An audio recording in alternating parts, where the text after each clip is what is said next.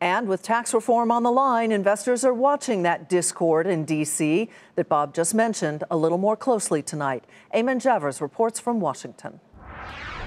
President Trump began the day extending an olive branch of sorts, a trip to his Virginia golf course for Senator Lindsey Graham, one of the president's frequent critics up on Capitol Hill. President Trump has called Graham a nut job and a disgrace in the past, but on this Columbus Day, the two men spent several hours together.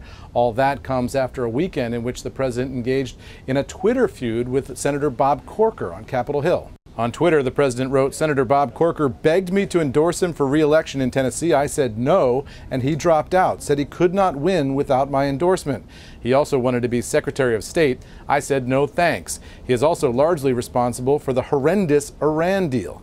The senator fired back, writing, "It's a shame the White House has become an adult daycare center. Someone obviously missed their shift this morning."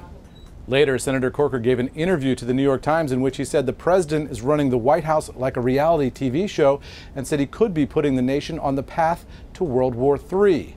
All of this comes at a time when the president's going to need Republican votes up on Capitol Hill for his ambitious tax package and also for a controversial immigration reform proposal. If attacking members of your own party in the most vicious and personal kind of way is a strategy, it's a strategy I've never seen work, and I don't see it working today in Washington.